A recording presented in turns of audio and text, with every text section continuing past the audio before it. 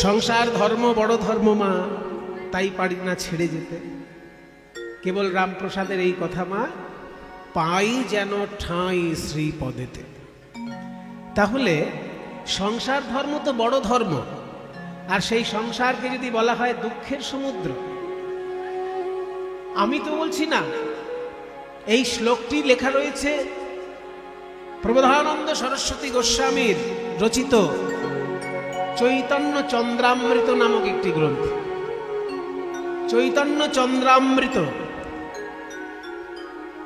চৈতন্য চন্দ্র সম্পর্কে যে সুন্দর সুন্দর শ্লোকে একটি গ্রন্থ মহিমামূলক, সেটা হচ্ছে চন্দ্রামৃত, চৈতন্য চন্দ্রামৃত গ্রন্থ। সেখানে প্রবোধানন্দ বলছেন সংসার হচ্ছে দুঃখের সমুদ্র। প্রবোধানন্দ একা বলছেন না, প্রাচীন মুনি ঋষি যারা আছে সবাই এ বিষয়ে একমত। আমাদের ভারতবর্ষে যতগুলি দর্শন আছে, কয়টি দর্শন আছে ভারতবর্ষে? দর্শন শাস্ত্র কয়টি ভারতে? দর্শন শাস্ত্র মানে কি? দর্শন মানে দেখা, কিন্তু এখানে দর্শন শাস্ত্র যখন বলবো তার মানে শুধু দেখা নয়, খুঁটিয়ে দেখা। দর্শন শাস্ত্র হচ্ছে সেই শাস্ত্র যেই শাস্ত্রের মাধ্যমে অসত্যকে ভেদ করে সত্যের কাছে পৌঁছানো যায়, সেই শাস্ত্রকে বলে দর্শন শাস্ত্র। মানে সত্য আর মিথ্যা মেশানো আছে এই জগতে, আপনাকে মিথ্যাটা বাদ দিয়ে সত্যটাকে খুঁজে বার করতে হবে। এই কাজ যে শাস্ত্র করে সেইটা হচ্ছে দর্শন শাস্ত্র। সত্য আর মিথ্যা মিশে থাকলে সত্যটাকে খুঁজে বার করে দেখিয়ে দেয়, সেই জন্য নাম দর্শন শাস্ত্র। তাহলে ভারতে দর্শন শাস্ত্র কয়টি? ভারতে মোট দর্শন শাস্ত্র 9টি। 3টি অবৈদিক আর 6টি বৈদিক। মানে বেদের প্রামাণ্য স্বীকার করে যারা, তারা সংখ্যায় 6টি। ওই জন্য তাকে বলে ষড় দর্শন। ষড় দর্শন মানে 6টি দর্শন। তারা বেদকে প্রামাণ্য গ্রন্থ বলে স্বীকার করে। আর যারা বেদকে প্রামাণ্য গ্রন্থ বলে স্বীকার করে না, সেই রকম দর্শন হচ্ছে 3টি। যারা বেদকে প্রামাণ্য বলে স্বীকার করে তারা 6টি। কি কি দর্শন? সাংখ্য, যোগ, ন্যায়, বৈশেষিক, মীমাংসা, বেদান্ত। এই 6টি দর্শন বেদকে ঈশ্বরের বাণী বলে মনে করে। সাংখ্য দর্শন সব থেকে প্রাচীন, ওই জন্য তার নামটা সবার আগে। সেই সাংখ্য দর্শনেই বলা হলো, সাংখ্য দর্শনের একদম প্রথম যে শ্লোকটা, সেইখানেই বলা হচ্ছে দুঃখত্রয়াবিঘাতা জিজ্ঞাসা তদবঘাতকে হেতু। দুঃখত্রয়াবিঘাতা জিজ্ঞাসা তদবঘাতকে হেতু মানে দুঃখত্রয় অভিঘাতা জিজ্ঞাসা। মানুষের ভিতরে কিছু জানার ইচ্ছা হয় কেন, সেটা বলছে দর্শন, সাংখ্য দর্শন। যে মানুষ জানতে চায় কেন, কোন জিনিস মানুষ জানতে চায়, কেন জানতে চায়? দর্শন শাস্ত্র বলছে দুঃখ থেকে মুক্তি পাওয়ার জন্য জানতে চায়। যেমন মনে করুন আপনার দাঁত ব্যথা করছে, এই দাঁত ব্যথা সারবে কি করে? কেউ বললো লবঙ্গ দাও, কেউ বললো কর্পূর দাও, কেউ বললো ডাক্তারের কাছে যাও। তার মানে আপনি জানতে চাইছেন তখনই যে দাঁত ব্যথাটা যখন হচ্ছে, দাঁত ব্যথার সারানোর উপায় কি কি সেগুলো আমি খুঁজে বেড়াবো তখনই যখন দাঁতটা ব্যথা হবে। তাই সাংখ্য দর্শন বলছে যে দুঃখ না থাকলে দুঃখ সমাধানের জন্য মানুষ চেষ্টা করবে না, আর সমাধানের জন্য চেষ্টা করতে গিয়েই জ্ঞান অর্জন করে মানুষ। দুঃখ সমাধানের জন্য চেষ্টা করাটাই হচ্ছে জ্ঞান অন্বেষণের প্রধান কারণ। দুঃখত্রয়াবিঘাতা জিজ্ঞাসা, কি সব লিখে রেখেছেন আমাদের মুনি ঋষিগণ, আমরা শুধু খোঁজ খবর নেই না, এ আমাদের চরম দুর্ভাগ্য। বলুন কজন জানে? আমি যে জায়গা থেকে শ্লোক বলছি এটা নামই শোনেনি হয়তো অনেকে। যে গ্রন্থ থেকে আমি বলছি এই শ্লোকটা, সেই গ্রন্থটার নাম হচ্ছে সাংখ্য কারিকা। কারিকা মানে এক ধরনের কবিতা। এই কবিতাগুলো দিয়ে তৈরি সাংখ্য দর্শনের গ্রন্থ, সেই জন্য এর নাম সাংখ্য কারিকা। মোটামুটি 70টা শ্লোক সাংখ্য দর্শন সম্পর্কে এর মধ্যে লেখা আছে। তার মধ্যে প্রথমেই বলা হচ্ছে যে মানুষ জ্ঞান অর্জন করতে চায় কেন? জিজ্ঞাসা। জিজ্ঞাসা মানে কি? জানিবার ইচ্ছা, তাই না? মাধ্যমিকে যারা পড়েছেন সেই যে শব্দ ভাব সম্প্রসারণ দিত না, জিজ্ঞাসা মানে কি? জানিবার ইচ্ছা। তাহলে জিজ্ঞাসা মানুষের কেন হয়, জানার ইচ্ছা মানুষের কেন হয়? বলছে 3 রকমের দুঃখে সবাই জর্জরিত, ওই জন্য তার সমাধান জানার জন্য মানুষের জ্ঞানের ইচ্ছা হয়। সেই 3 রকমের দুঃখ কি কি? আধি ভৌতিক, আধি দৈবিক, আর আধি আত্মিক। আধি ভৌতিক মানে জীবজন্তুর জন্য যে কষ্ট। মনে করুন কাউকে কুকুরে কামড়ালো, পাগলা কুকুর কামড়ে দিল, তাহলে তার জলাতঙ্ক হবে। একটা সামান্য মশা কামড়ে দিলে মানুষের ম্যালেরিয়া হয়, হাসপাতালে ভর্তি হয়, ডেঙ্গু হয়ে গেলে সে বাঁচবে কিনা তার ঠিক থাকে না। তাহলে একটা মশার এত বড় ক্ষমতা আছে মানুষকে মেরে ফেলতে পারে। এই জীবজন্তুর জন্য যে মানুষের কষ্ট তাকে বলে আধি ভৌতিক দুঃখ। আর দৈব দুর্বিপাক জনিত যে মানুষের কষ্ট, কোথাও ভূমিকম্প হয়ে গেল, কোথাও বজ্র বিদ্যুৎ সহ এমন ঝড় এলো বাড়ি ঘর ভেঙে চড়ে নিয়ে চলে গেল, কোথাও বন্যা হয়ে গেল, এই যে দৈব দুর্বিপাক জনিত যে দুঃখ একে বলে আধি দৈবিক। তাহলে আধি ভৌতিক, আধি দৈবিক, আর এছাড়া বাকি যা থাকলো সবগুলোই আধ্যাত্মিক। মানে আপনার দেহের কষ্ট, আপনার মনের কষ্ট, আপনার রাজনৈতিক কষ্ট, আপনার সামাজিক কষ্ট, আপনার আর্থিক কষ্ট, এই সমস্ত কষ্টটাই আধ্যাত্মিকের মধ্যে পড়ে। যেগুলো জীবজন্তুর জন্য নয় এবং প্রাকৃতিক কারণে নয়, সেই রকম দুঃখ কষ্ট যা পড়বে সেগুলো আধ্যাত্মিকের মধ্যে চলে আসবে। এই 3 রকমের দুঃখ মানুষের আছে বলেই দুঃখ থেকে মুক্তি পাবার জন্য মানুষ তত্ত্ব জানতে চায়। ওই জন্য তত্ত্ব শাস্ত্র সৃষ্টি হয়েছে। দুঃখত্রয়াভিঘাতা জিজ্ঞাসা তদবঘাতকে হেতু দৃষ্টে চাপ্যর্থানাত্যন্তদ্যতো ততো অভাবাৎ। সাংখ্য দর্শন তাই বলল দুঃখ 3 রকমের মানুষের, সেখান থেকে মুক্তি পাবার জন্য জ্ঞান অর্জনের চেষ্টা করে মানুষ। তাই প্রবোধানন্দ সরস্বতী বলছেন এই সংসার হলো একটি দুঃখের সমুদ্র। দুঃখ 3 রকমের, 3 রকমের দুঃখে পরিপূর্ণ এই সংসার সমুদ্রে। আমি পড়েছি ঠাকুর, সংসার দুঃখ জলধূপতিতস্য কাম ক্রোধাদিমক্রনকরৈকবলীকৃতস্য। বলে একে নোনা জল, তারপরে আবার তার মধ্যে রয়েছে হাঙর, কুমির, তিমি মাছ, অক্টোপাস, আরো কত রকমের জীবজন্তু যারা আমার প্রাণ সংশয়ের কারণ হচ্ছে। তাহলে একে নোনা জল, নোনা জলের মধ্যে পড়লে নাকানি চোবানি খেতে খেতেই মানুষ মৃতপ্রায় হয়ে যায়। তারপর আবার যদি একটা কুমির হাঁ করে তার দিকে আসে, ওই লোকটার যে করুণ দশা, এই সংসারে বাস করে আমার সেই অবস্থা। একে 3 রকমের দুঃখের নোনা জল চারিদিকে কলকল কলকল করছে। তারপরে আবার কাম একটা বড় কুমির, ক্রোধ একটা বড় তৃমি মাছ, লোভ একটা বিরাট বড় হাঙর, এই সব জীবজন্তু আমার দিকে হাঁ করে এগিয়ে আসে। কাম ক্রোধাদি নক্রমকরৈকবলীকৃতস্য। কাম, ক্রোধ ইত্যাদি নক্র মকর, নক্র মানে কুমির, মকর মানে হাঙর। কুমির আর হাঙরে ঘিরে ধরেছে আমাকে। সেই কুমির আর হাঙরগুলোর নাম কি? কাম, ক্রোধ, লোভ, মোহ, মদ, মাৎসর্য। 6খানা জলজন্তু আমার দিকে হাঁ করে এগিয়ে আসছে। যে কোনো একজনের পেটে যেতে পারি, বা ওরা যদি ছিঁড়ে ভাগাভাগি করে খায় তো 6 জনের পেটেই যেতে পারে। এইরকম অবস্থায় আমি পড়েছি সংসার সমুদ্রে। তাহলে এই সময় আমার উদ্ধারের উপায় কি? সাঁতার জানলেও চলবে না, আবার ডুব সাঁতার জানলেও চলবে না। আমি যদি ভাবি ডুব সাঁতার দিয়ে ফাঁকি দেব ওই জলজন্তুদের, সেটা হবে? ডুব সাঁতার দিলে ওরা ঠিক ধরে নেবে।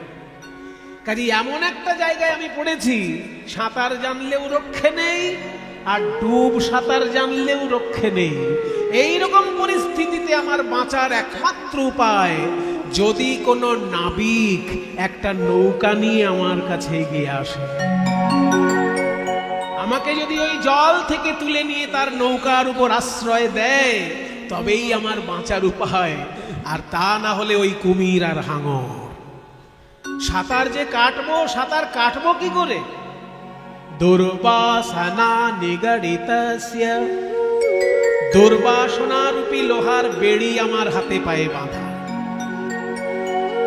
লোহার বেড়ি, ওই যে পুলিশ যখন ধরে নিয়ে যায় হ্যান্ডকাপ পড়ায় না, হ্যান্ডকাপ, সেই রকম লোহার বেড়ি আমার হাতে আর পায়ে। সেগুলোর কি নাম? দুর্বাসনা। দুর্বাসনা রূপী লোহার বেড়ি আমার হাতে বাঁধা, আমার পায়ে বাঁধা। সাঁতার কাটারও কোনো উপায় নেই। আবার বলছে নিরাশ্রয়স্য, কোনো আশ্রয় নেই আমার কাছে। ডুবন্ত মানুষের কাছে এক বান্ডিল বিচুলি, সেটাও অনেক সময় প্রাণ বাঁচানোর একটা উপায় হতে পারে। এক বান্ডিল বিচুলি ভেসে যাচ্ছে, সেইটা যদি কষ্টে সৃষ্টি ধরতে পারে তবু একটু বাঁচার সম্ভাবনা থাকে, কিন্তু আশেপাশে সেরকমও কিছু নেই। নিরাশ্রয়স্য। তাহলে কি সুন্দর আমাদের মতন সাধারণ মানুষের ছবিটা তুলে ধরলেন প্রবোধানন্দ সরস্বতী চৈতন্য চন্দ্রামৃত গ্রন্থে। সংসার দুঃখ জলধৌপতিতস্য কাম ক্রোধাদিনা ক্রমকরৈঃ কবলীকৃতস্য দুর্বাসনা নিগড়িতস্য নিরাশ্রয়স্য চৈতন্য চন্দ্রমম দেহি পদাবলম্বম। হে চৈতন্য দেব, তুমি যদি তোমার চরণতরি নিয়ে আমার কাছে এগিয়ে না আসো, তাহলে এই সংসার সাগর পার হবার আমার আর অন্য কোনো উপায় নাই। সংসার সাগর পার হবার অন্য কোনো উপায় নাই। তোমার চরণে আমায় আশ্রয় দাও।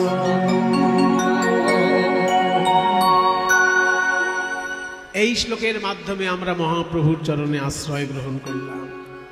এইবার প্রথমে দেখব গৌরাঙ্গ মহাপ্রভু কেমন দেখতে, তারপর দেখব শ্রীকৃষ্ণ কেমন দেখতে।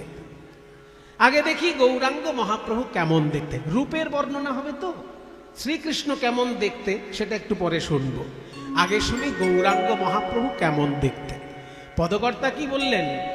লাখো বানো কাঞ্চন জিনি। ওই যে প্রথমে যে লম্বা তালের গানটা গাইলাম না, আমার আমার গোরা রূপ লাখো, এই যে গানটা গাইলাম, মূল কথাটা হলো লাখো বানো কাঞ্চন জিনি। লাখো বানো মানে কি? যখন সোনাকে একবার খাদমুক্ত করা হয় তাকে বলে এক বান সোনা। সোনাকে খাদমুক্ত না করলে সোনার আসল রূপটা বাইরে আসে না।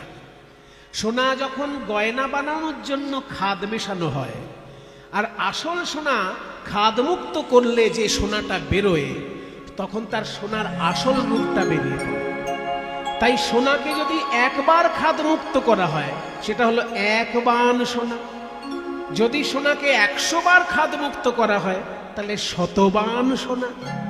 তেমনি সোনাকে যদি 1,00,000 বার খাদমুক্ত করা হয় তাহলে সেটা হলো লাখো বানো কাঞ্চন। এই লাখো বানো কাঞ্চন জিনি। জিনি মানে জয় করেছে। এখানে জিনি বানানটা 29 জয় হস্যি দন্তের নয় হস্যি নয়, বর্গের জয় হস্যি দন্তের নয় হস্যি। জিনি মানে জয় করেছে। 1,00,000 বার সোনাকে শুদ্ধ করার পর তার যে আসল রূপটা বেরিয়েছে, সেই যে ঝকঝকে চকচকে সোনার রূপটা, তাকেও জয় করছে আমার গৌরাঙ্গ রূপ। ওই জন্য পরের লাইনটা এখনই কি সুন্দর বলল না, পরের লাইনটা কি বললো? প্রেমে অঙ্গ ঢরো ঢরো মুজাও নিছনি। প্রথম পংক্তি লাখবান কাঞ্চন যিনি, দ্বিতীয় পংক্তি প্রেমে অঙ্গ ঢরো ঢরো মুজাও নিছনি। বলছে সোনা এত উজ্জ্বল, কিন্তু সোনার সেই উজ্জ্বলতাকেও জয় করেছে আমার গৌরাঙ্গ রূপ। কিন্তু সোনার সঙ্গে তা বলে তুলনা করতে যাস না। কেন জানিস? কি বলবো সজনী রে, লক্ষবার সোনাকে দগ্ধ করলে সোনায় উজ্জ্বল হয় বটে, কিন্তু আমার গোরা রূপ সোনার মতো কঠিন নয় রে। এ যে ভাবে রসে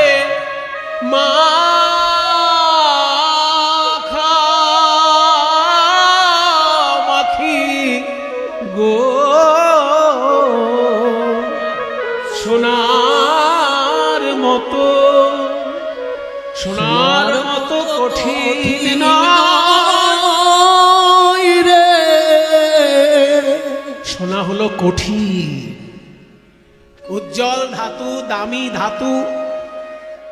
শেয়ার মার্কেট যখন বাড়ে সোনার দাম তখন কমে, আর শেয়ার মার্কেটের দাম যখন বাড়ে সোনার দাম তখন কমে। ওই জন্য মায়েরা মাঝে মাঝে খেয়াল রাখে যে শেয়ার মার্কেটের দাম বাড়ছে না কমছে। শেয়ার মার্কেটের সঙ্গে সোনার গতি প্রকৃতিটা উল্টো ধরনের। যদি কেউ সোনা কম দামে কিনতে চান, তাহলে শেয়ার মার্কেট চড়া আছে কিনা জিজ্ঞাসা করুন। যারা শেয়ার মার্কেটে পয়সা টয়সা খাটায় তাদের কাছে খবর রাখো। শেয়ার মার্কেট যখন উপরে থাকে তখন সোনার দাম নিচে থাকে, আর শেয়ার মার্কেট যেই নিচে থাকে সোনার দাম উপরে উঠে। কারণ মার্কেটের ব্যালেন্স রাখে সোনা। এ শুধু পশ্চিমবঙ্গের মার্কেট না, শুধু ভারতের মার্কেট না, সারা পৃথিবীর কথা বলছি। সারা পৃথিবীর যে মার্কেট তার ব্যালেন্স রাখে সোনা। গবেষণা করে জানা গেছে পৃথিবীর অন্যান্য দেশে যত সোনা আছে সব থেকে বেশি সোনা নাকি ভারতবাসীর আছে। কারণ ভারতবাসী মায়েরা সোনাকে অলংকার হিসেবে ঘরে রাখে। পৃথিবীতে অন্য দেশে মায়েরা অত সোনার অলংকার পরে না। এই জন্য ভারতবাসীর মায়েদের কাছে এত সোনা আছে যে পৃথিবীর লোকেরা হিংসে করে ভারতবর্ষ।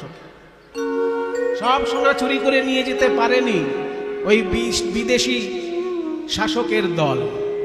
তারা সোনা চুরি করেছে কিন্তু সব নিয়ে যেতে পারেনি। এখনো ভারতবর্ষ সোনায় ঠাসা ঠাসা। তা সোনা একটা দামি ধাতু, কিন্তু সোনা পড়লে কি কি ক্ষতি হতে পারে? ওই যে প্রথমে বলা হলো কঠিন, সোনা কঠিন, তাই ক্ষতি হতে পারে। আমি অনেক মায়েদেরকে দেখেছি ভারী ভারী কানের দুল পরতে গিয়ে কানের পাতা কেটে দুভাগ হয়ে গেছে। দেখবেন এক একজন মায়েদের আছে ভারী ভারী কানের দুল না পড়লে বাবার পয়সা আছে, এটা কি প্রমাণ হয়? তো বাবার পয়সা আছে এটা দেখানোর জন্য, বা স্বামীর পয়সা আছে এটা দেখানোর জন্য ভারী কানের দুল সোনা। এবার তাই পড়তে গিয়ে কানের পাতা কেটে দুই ভাগ। তাহলে কানের পাতা কেটে দুভাগ হয়ে যাচ্ছে সোনার দুল পড়তে গিয়ে। কিন্তু কোন গৌর ভক্ত কোনদিন বলেছে যে গৌর সুন্দরকে হৃদয়ে ধরে আমার হৃদয় কেটে দুভাগ হয়ে গেছে? বরং আমি গর্ব করে বলতে পারি ভাই, সংসারের ঘাত প্রতিঘাতে কারোর হৃদয়ে যদি ভেঙে চৌচির হয়ে থাকে, সে হা গৌর প্রাণ গৌর বলে কাঁদলে পরে তার ভাঙা হৃদয় জুড়ে যাবে। তার ভাঙা হৃদয় জুড়ে যাবে যদি কেউ হা গৌর প্রাণ গৌর বলে ডাকতে পারে। তাই সোনা যে কঠিন, সোনা তোমায় ব্যথা দিতে পারে, কিন্তু আমার গৌর সোনা কাউকে তো ব্যথা দেয় না, সকলের ব্যথা হরণ করে। দ্বিতীয় পার্থক্য কি? পাঁচখানা পার্থক্য আছে সোনার সঙ্গে গৌর সোনার, পাঁচখানা পার্থক্য। প্রথম পার্থক্য হলো সোনা হলো কঠিন, গৌর আমার কোমল। দ্বিতীয় পার্থক্য, সোনা পড়লে অহংকার বাড়ে, সোনা পড়লে অহংকার বাড়ে, কিন্তু গৌর সোনাকে হৃদয়ে ধারণ করলে অহংকার কমে যায়। সোনা পড়লে অহংকার বাড়ে কিরকম? একজন সোনার একটা নতুন পদক বানিয়েছে, বুঝলেন? এই যে বাজু বাজু বলে না, বাজু না পদক, অনন্ত অনেক নাম আছে, এইখানটায় পরে। সেই একখানা নতুন বানিয়েছে বলে যার সঙ্গেই গল্প করে এরকম হাত নেড়ে কথা বলে।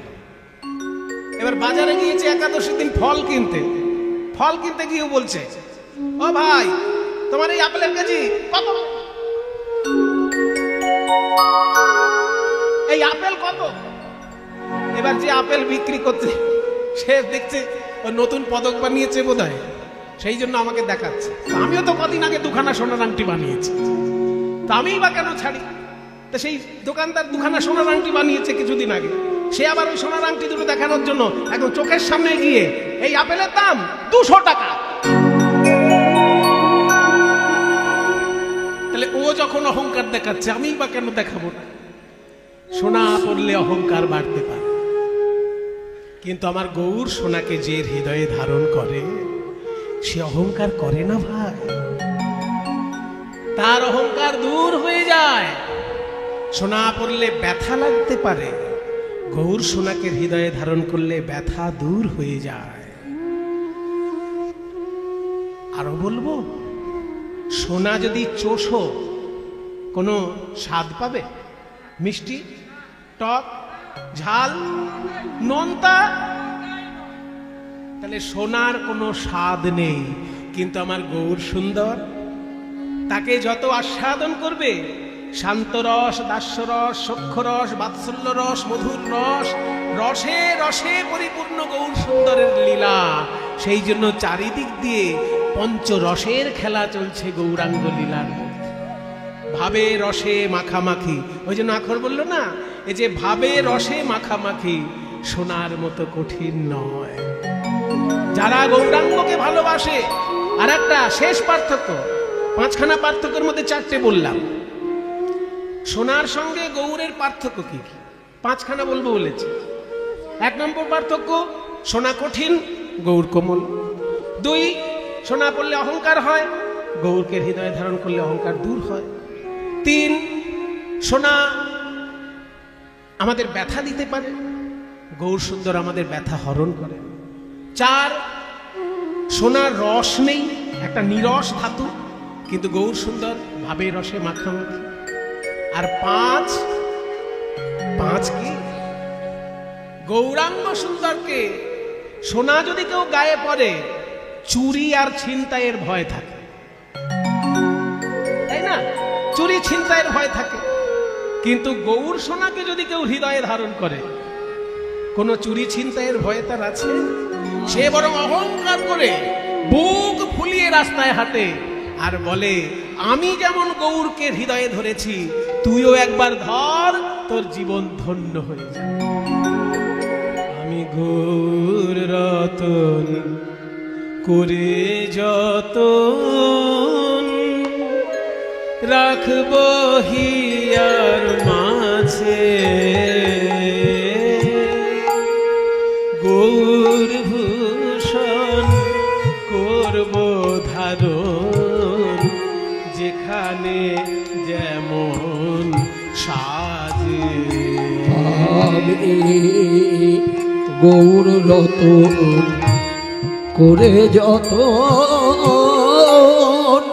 রাখব হিয়ার মাঝে,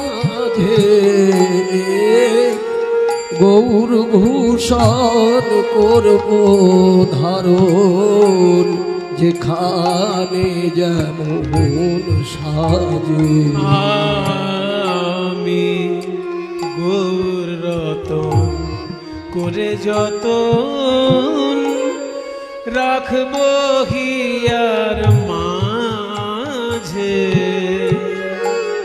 গৌর ভূষণ করব ধারণ, আমার যেখানে যেমন সাজে। আমি গৌর বরণ ফুলের ঝাপায়, লোটন বাঁধব চুল, সজনী রে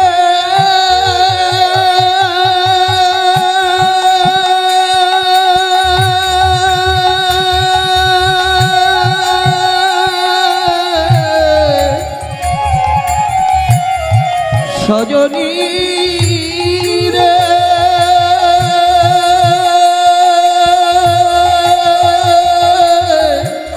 সজনী রে সজনী রে গৌর মরণ ফুলের ঝাপায় লোটন বাঁধব চুলে চুলে আর গৌর বলে গৌরব করে পথে যাব চলে আর গৌর বলে গৌরব করে পথে যাব চলে তখন আমি কারো মানা মানব না গো আমি কারো মানা মানব না গো ওই গৌর বলে পথে যাব কারো মানা মানব না গো আমি গৌর বলে পথে যাব ওই রাঙা পায়ে বিকাইব আমি গৌর বলে পথে যাব রাঙা পায়ে বিকাইব আমি গৌর বলে পথে যাব কারো বাধা মানব না গো গৌর বলে গৌরব করে পথে যাব চলে এই যে আমার মুখের দিকে অত দেখার কি আছে? হ্যাঁ, কি দেখছো হাঁ করে আমার মুখের দিকে? আবার হাঁ করে দেখছো। বেশি দেখো না, বেশি দেখলে মুশকিল আছে। শেষকালে যেন আবার আমার মতো হয়ে যেও না। অমন করে দেখছো কি সই গোরা রূপে আমার সকলই গেল ভেসে। আর সকলই গেল ভেসে সজনী রে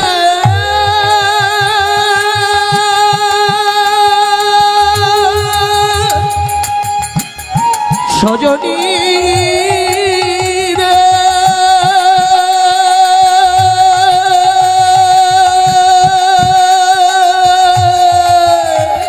সজনী রে গোরা রূপে আমার সকলই গেল ভেসে আমার সকলই গেল ভেসে। আমার সকলই গেল ভেসে দাস লোচন বলে কুতূহলে দেখবো বসে বসে। দাস লোচন বলে কুতূহলে দেখবো বসে বসে লোচন দাস বলছে আমি দেখতে চাই, আমি শেষ দেখতে চাই। দেখবো আমার কারা গেল আর কারা আছে।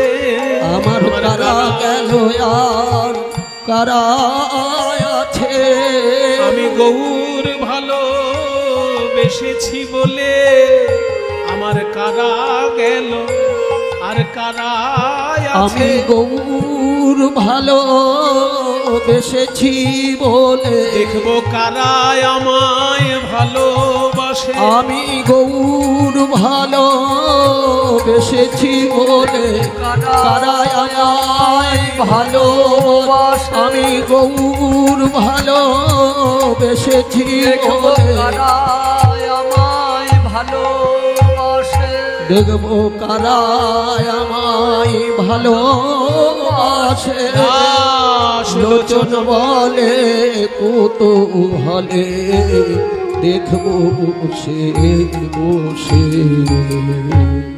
কোনো কোনো গ্রামের নাম অনেক লোকে জানে না, কিন্তু সেই গ্রামে কোনো অভাবনীয় ঘটনা ঘটলে পরের দিনই খবরের কাগজের পাতায় সেই গ্রামের নাম চলে আসে। মনে করুন এই কৃষ্ণবাবুর গ্রাম, ওনার গ্রামের নাম কেউ জানে না। কি নাম? ওই দেখুন, ওনার গ্রামের নাম হচ্ছে একতালা। সঙ্গীত জগতের লোক জানে একতালা একটা তাল আছে, কিন্তু সেই নামে আবার একটা গ্রাম আছে, এ জানা সম্ভব না। কিন্তু ওই গ্রামের নাম সবাই জেনে ফেলবে যদি ওই গ্রামে হেলিকপ্টারে করে রাষ্ট্রপতি নেমে আসে, তাই না?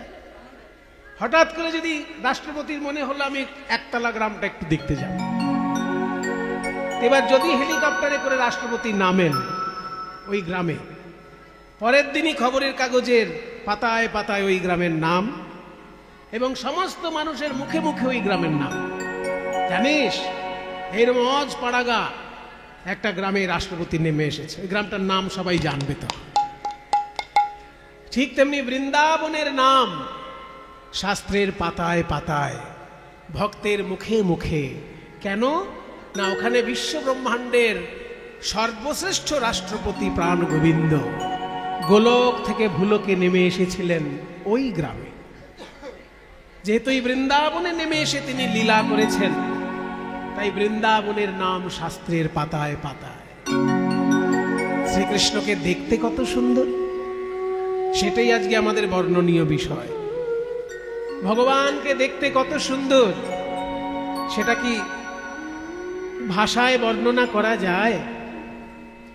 বলা হচ্ছে অবাং মানস গোচরম, মানে বাক্যেরও গোচর নয়, মনেরও গোচর নয়, তাই অবাং মানস গোচর। ভগবানকে দেখতে কেমন? তিনি কি রূপবান না রূপহীন? পৃথিবীতে 3-4খানা বড় বড় ধর্ম, অনেক ধর্ম আছে পৃথিবীতে, কিন্তু মূলত 4টে ধর্ম বড় ধর্ম, তাই না? মানে ওই ধর্মের সংখ্যায় লোক বেশি, সেই জন্য বড় বলছি, নাহলে সব ধর্মেরই লক্ষ্য এক, সব ধর্মেরই লক্ষ্য এক, মানুষের কল্যাণ সাধন এবং ঈশ্বরের উপাসনা। যে কোনো ধর্মের এই দুটো সাধারণ বৈশিষ্ট্য, তাহলে সব ধর্মই ভালো। কিন্তু বড় ধর্ম বলছি সেগুলোকে যেগুলো লোক সংখ্যা বেশি। পৃথিবীতে সব থেকে বেশি লোক সংখ্যা কোন ধর্মের? খ্রিস্টান ধর্মের। কারণ খ্রিস্টানরা যখনই কোনো দেশ দখল করেছে অমনি সেইখানে খ্রিস্টান ধর্ম প্রচার করে দিয়েছে। এখনো দেখবেন আমাদের দেশে পাড়ায় পাড়ায় খ্রিস্টানরা নতুন নতুন করে খ্রিস্টান বানানোর জন্য একদম কি বলবো আদা জল খেয়ে লেগেছে, তাই না?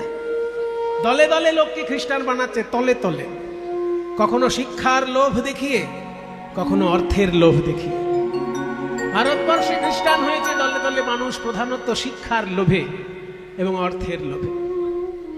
তাহলে এই যে খ্রিস্টানরা যেখানে যেখানে দেশ দখল করেছেন সেইখানেই ধর্ম প্রচার করেছেন।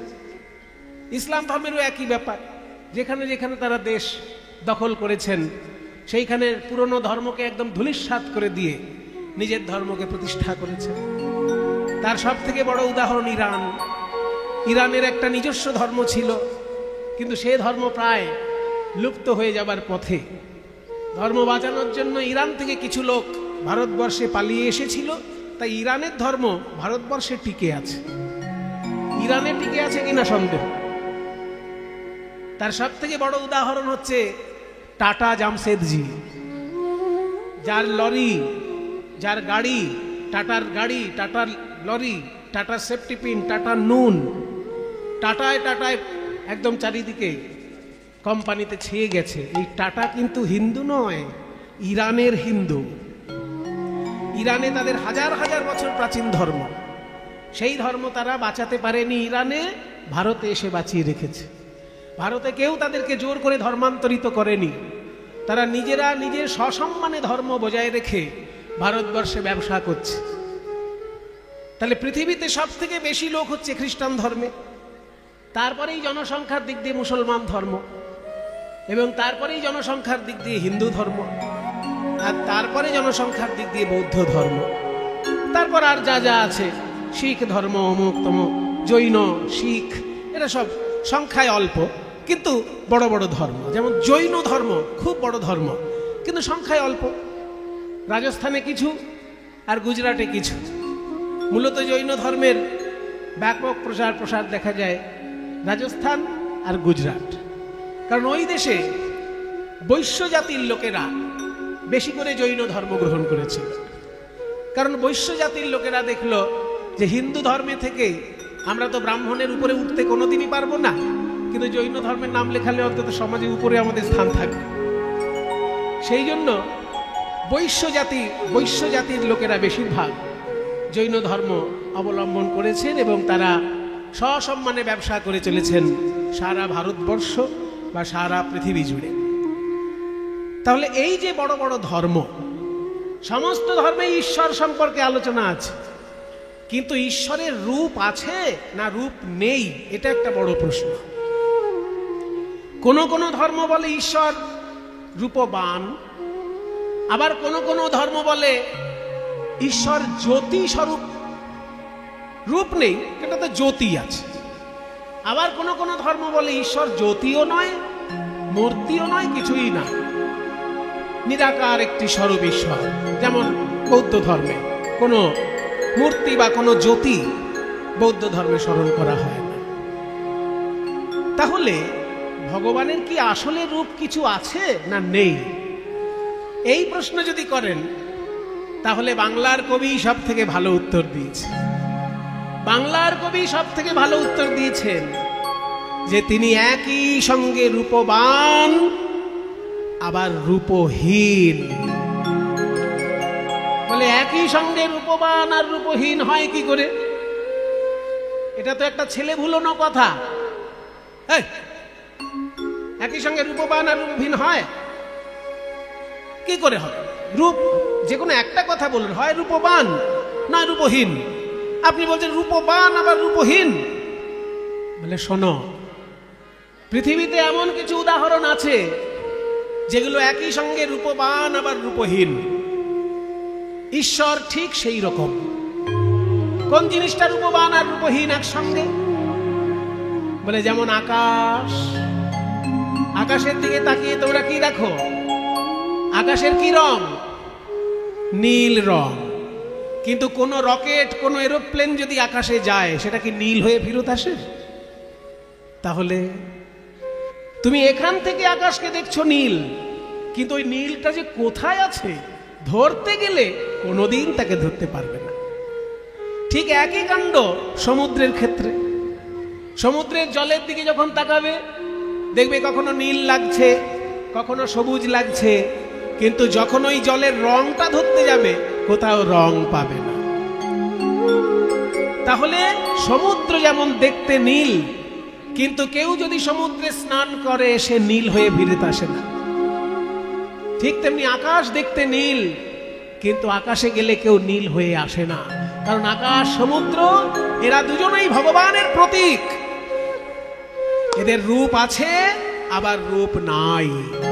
তুমি অরূপ স্বরূপ সগুণ নির্গুণ দয়াল ভয়াল হরি হে। আমি কি বা বুঝি, আমি কি বা জানি, আমি কেন ভেবে মরে। তুমি অরূপ স্বরূপ সগুণ নির্গুণ দয়াল ভয়াল হরি হে। আমি কি বা বুঝি, আমি কি বা জানি, আমি কেন ভেবে মরি। অরূপ স্বরূপ, অরূপ আবার স্বরূপ, রূপ আছে আবার নেই। যেমন আকাশ, যেমন সমুদ্র। সগুণ নির্গুণ, তোমার ভেতরে গুণ প্রকাশ পায়।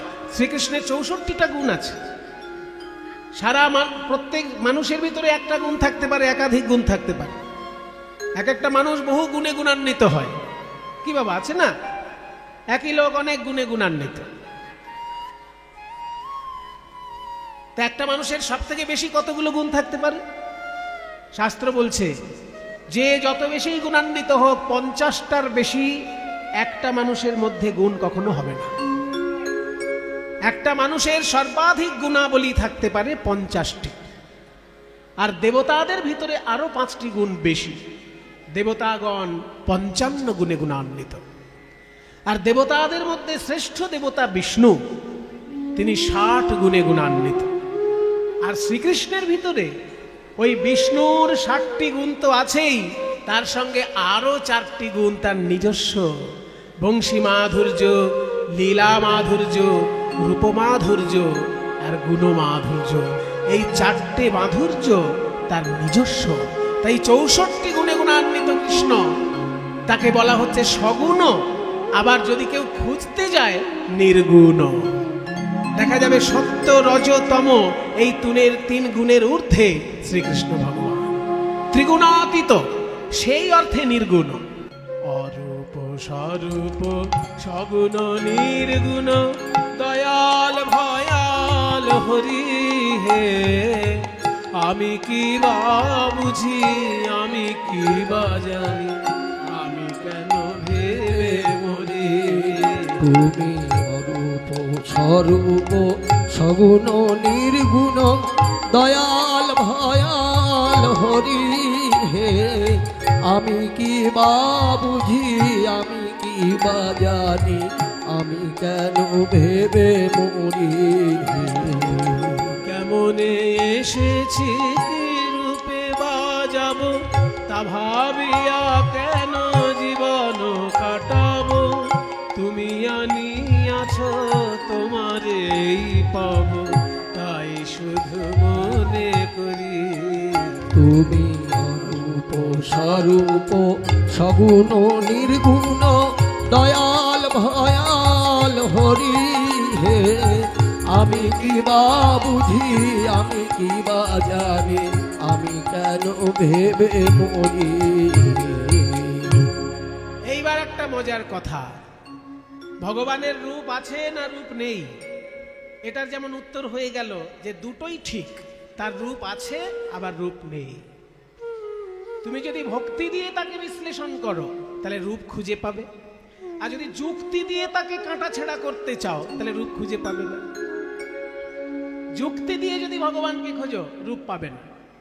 আর ভক্তি দিয়ে যদি রূপ খোঁজো, তোমার কাছে অনেক রূপে ধরা দেবে। 10 অবতারের 10টা রূপ, আবার 10 মহাবিদ্যার 10টি মাতৃরূপ, সবই তো ভগবান। 10 অবতারের 10টি রূপ জগৎ পিতার পিতৃরূপ, আবার 10 মহাবিদ্যার মধ্যে জগৎ মাতার মাতৃরূপ। এই মাতৃরূপে, পিতৃরূপে, বহু রূপে তিনি বিশ্ব ব্রহ্মাণ্ডে বিরাজ করছেন। কাজেই তুমি যদি ভক্ত হও, তোমার সামনে নানা রূপে তিনি ধরা দেবেন। আর তুমি যদি অভক্ত, যুক্তিবাদী হও, তোমার কাছে তিনি রূপহীন রূপে ধরা দেবেন। তাই দুটোই ভগবানের রূপ। এবার রূপই যখন আমরা ভগবানের আস্বাদন করব, তাহলে নানা রূপই আস্বাদন করা ভালো। আকাশের রং যখন দেখব, শুধু কি নীল রং দেখব? আকাশে কি শুধু নীল রং থাকে? যখন সূর্য ওঠে তখন আকাশের রং পাল্টায় কিনা? যখন সূর্য ডোবে তখন আকাশের রং পাল্টায় কিনা? যখন আকাশে রামধনু ওঠে তখন আকাশের রং পাল্টায় কিনা?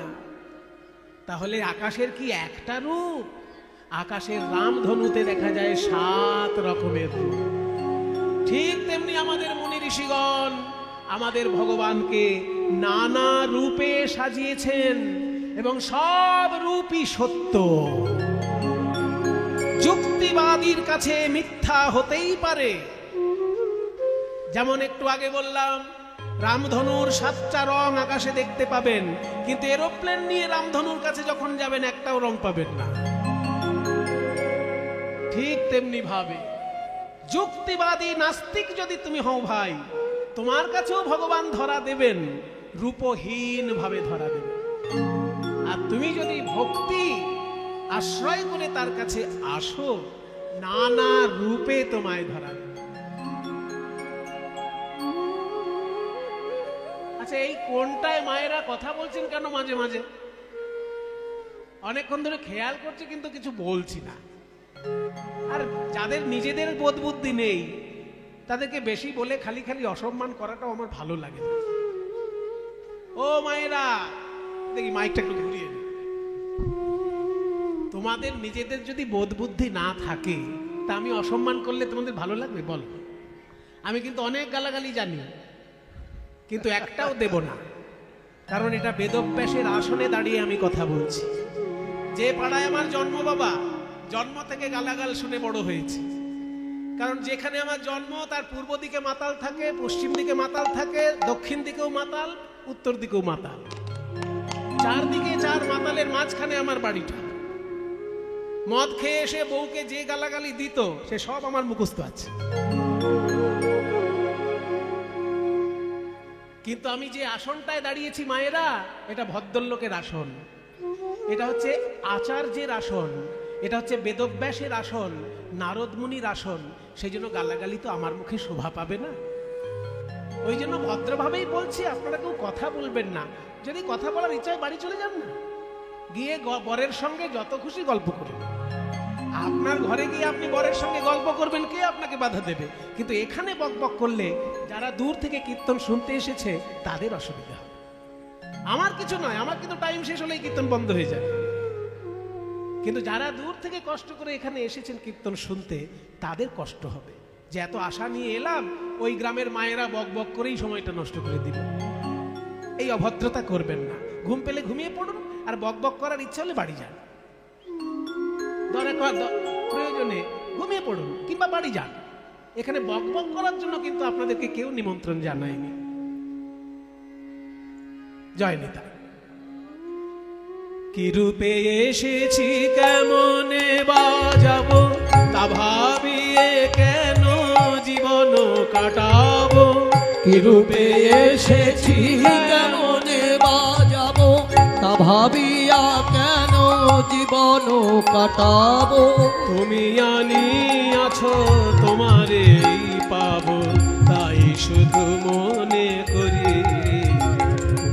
অনন্ত স্বরূপ সগুণ নির্গুণ দয়াল ভয়াল হরি হে। আমি কি বা বুঝি, আমি কি বা জানি, আমি কেন ভেবে মরি। আখি জটিল ন্যায়ের বারতা, বিচারে বিচারে বাড়ে অসারতা।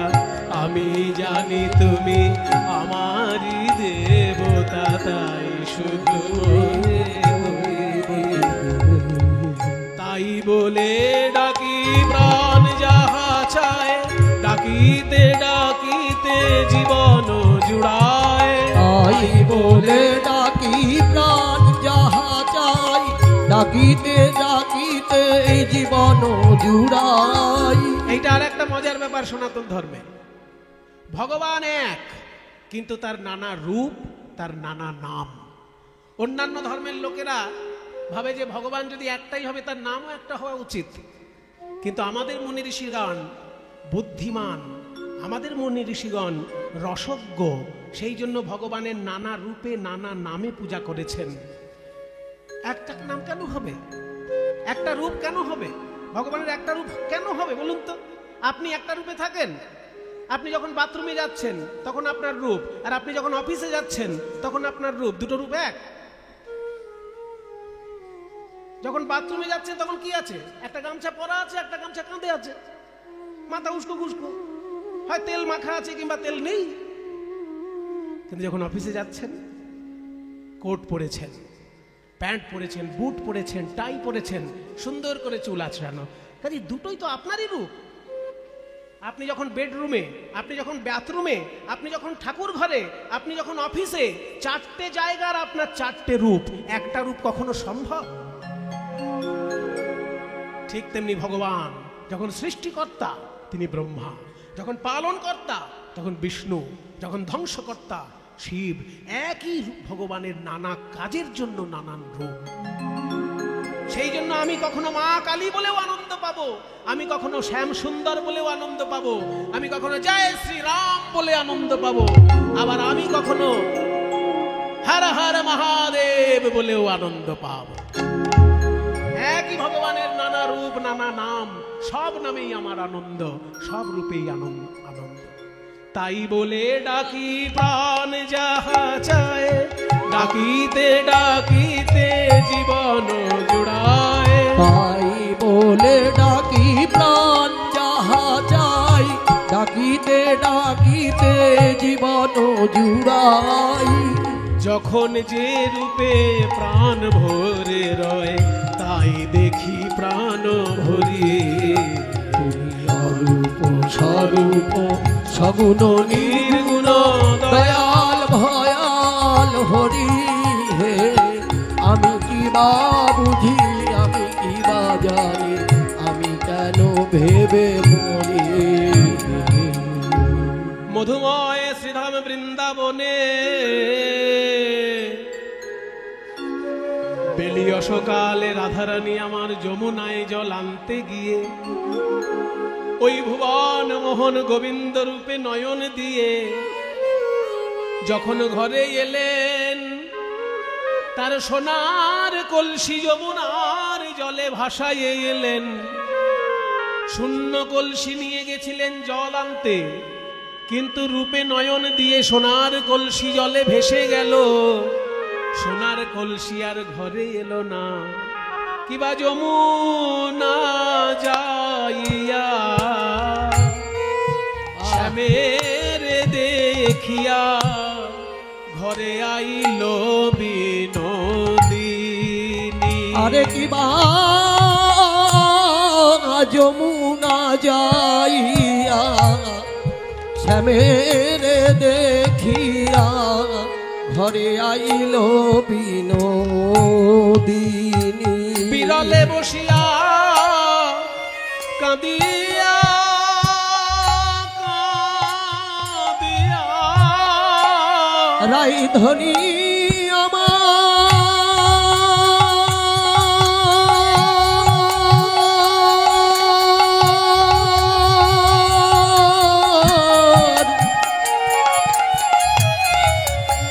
রাইধনী আমার,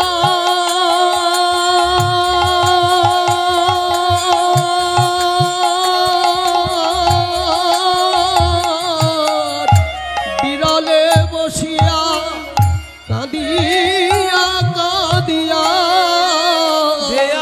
এসে মোর পোখানি হেন কালে তথা আইলা ললিতা রাই দেখি বারতরে হেন কালে তথা আইলা ললিতা রায় দেখিবার তলে কি লাগিয়া ধ্বনি এমন হইলে রাধে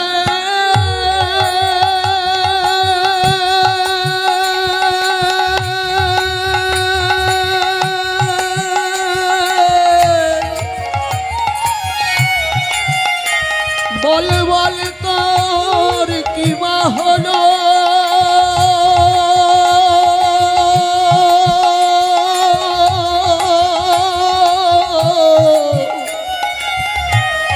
নিরজনে বসে বসে কাঁদছ কেন রাধে গো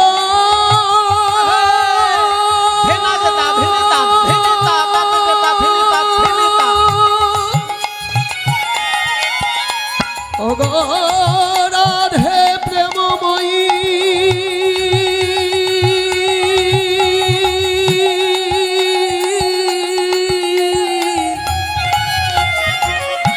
নিরজনে বসে বসে কাঁদছ কেন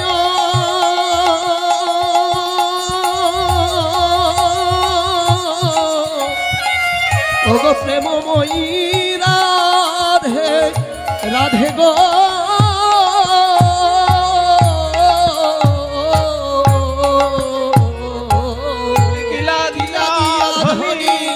এমন হইলে কেন বা নয়ন ঝুরে। এই রূপ দেখে কেউ কাঁদে নাকি গো, রূপ দেখে কেউ কাঁদে নাকি গো। বল গো রাধে তোর কি হয়েছে, রূপ দেখে কেউ কাঁদে নাকি গো। বল গো রাধে কি হয়েছে সে রূপ দেখে কেউ কাঁদে নাকি গো। সোনার কলসি আমার যমুনার জলে ভেসে গেছে। হ্যাঁ, সোনার কলসি যমুনার জলে ভেসে গেছে। কি করে ভেসে গেল?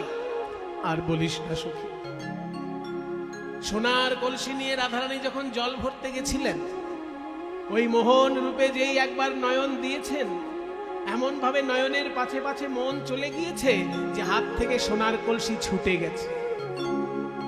আর যমুনার ঢেউয়ের তালে তালে সোনার কলসি বহু দূর।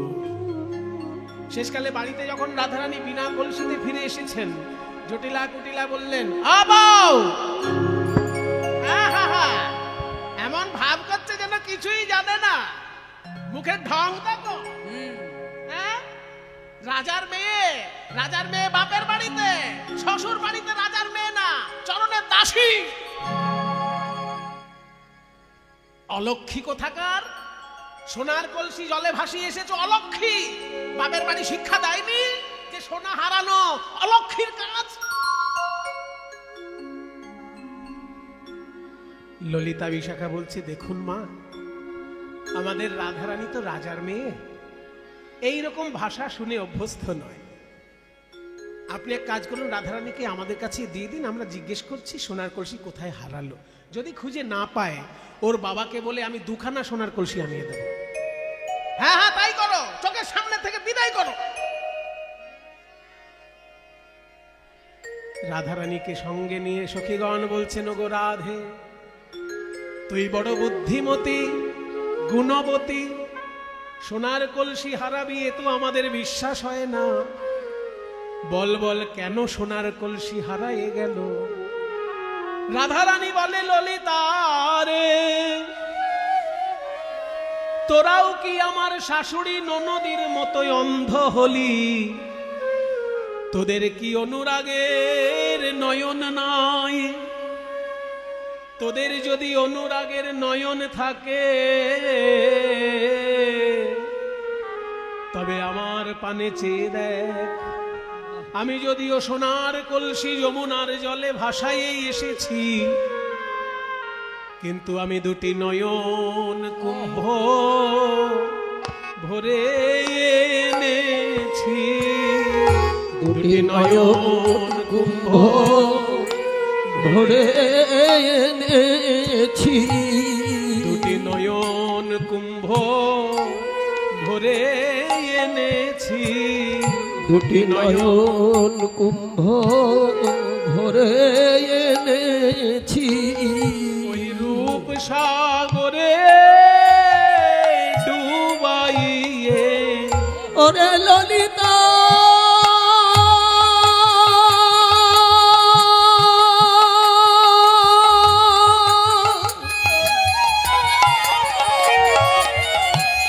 বিশাখা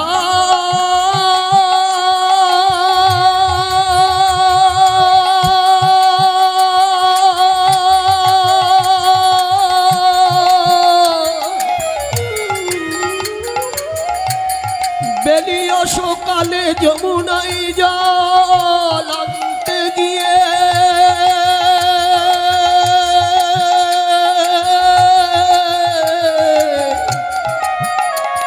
কৃষ্ণের রূপ সাগরে নয়ন দিয়ে আমার দুটি নয়ন কুম্ভ ভরে এনেছি।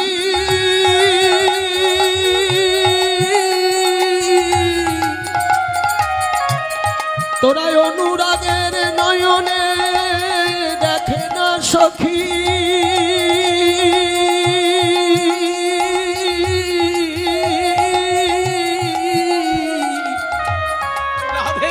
ললিতা রাধে রাধে, তুই যে রূপ দর্শন করেছিস আমাদের তাহলে খুলে বল। গোবিন্দের রাঙা চরণ যেদিন যে অঙ্গে নয়ন দি সেই অঙ্গে যেন নয়ন আবিষ্ট থাকে। আজ আমি দেখলাম গোবিন্দের দুটি রাঙা চরণের কেমন মাধুর্য। পদটা আগে বলি, তারপর গানটা গাইলে আপনাদের বুঝতে সুবিধা হবে। অরুণিত চরণে রণিত মণি মঞ্জির আধ আধ পদ চলনি রস। আবার বলছি, অরুণিত চরণে, অরুণিত মানে আগে বললাম না, অরুণ মানে সকালের লাল টকটকে সূর্য, ওই লাল টকটকে গোবিন্দের পায়ের তলা, তাই বলছে অরুণিত চরণে। রণিত মানে রুনুঝুনু করছে। মণি মঞ্জির, মণি মানে রত্ন, মঞ্জির মানে নুপুর, রত্ন শোভিত নুপুর রাঙা চরণে রুনুঝুনু করে বাজছে। অরুণিত চরণে রণিত মণি মঞ্জির আধ আধ পদ চলনি রসাল। অর্ধেক অর্ধেক পায়ে, অর্ধেক অর্ধেক পায়ে হেঁটে যাচ্ছে রসাল ভঙ্গিতে। আধ আধ পদ চলনি রসাল। মধ্যম দশখুশি গান, অরুণিত চরণে, বিলাবল রাগে মধ্যম দশখুশি তালের গান। গোবিন্দের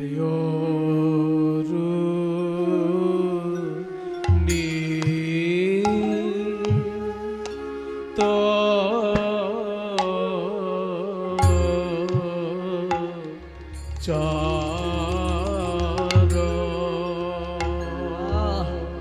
ধরে ধরে চরণে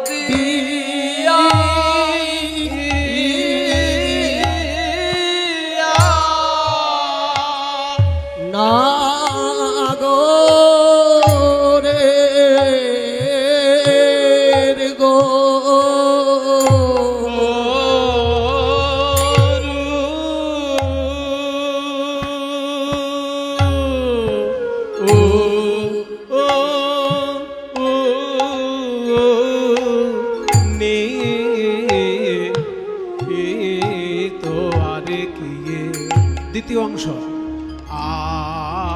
আধো আধো আধো পদ চল নিরসাল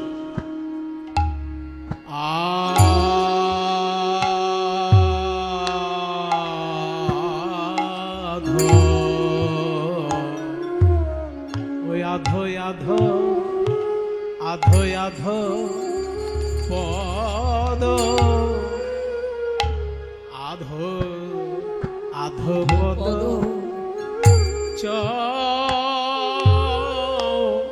চলো নি চলো নিরসা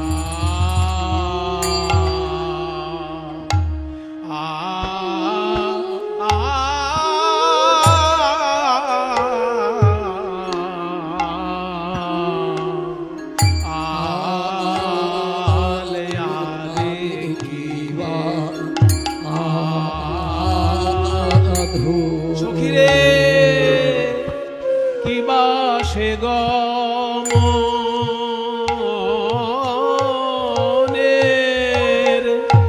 ভঙ্গি আধ কিবা সে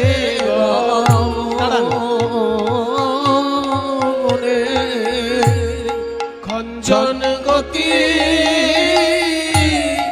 নেচে যায় শ্যাম কিবা সে দাদে দে দাদে দে দাদে দে দাদে গমনের ভঙ্গি খঞ্জন গতি নেচে যায় শ্যাম কিবা সে ধরে ধরে ভঙ্গি খঞ্জন গতি নেচে দাদে দাধে নে ধা দাদে দাধে নে ধা কিবা ধরে ধরে দাদে দাধে নে দাধে নে খঞ্জন গতি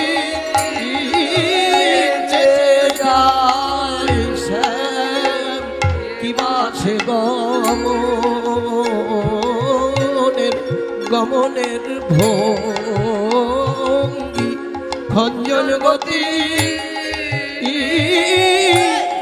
শ্যাম কিবা সে গমনের ভঙ্গি খঞ্জন গতি নেচে যায় শ্যাম কিবা সে খঞ্জন গতি নেচে যায় শ্যাম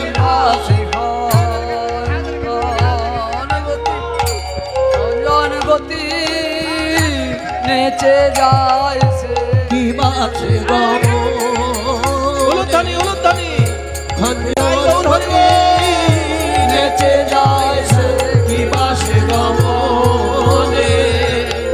খঞ্জন গতি নেচে যায় সে কিবা সে খঞ্জন গতি নেচে যায় চলো কিবা সে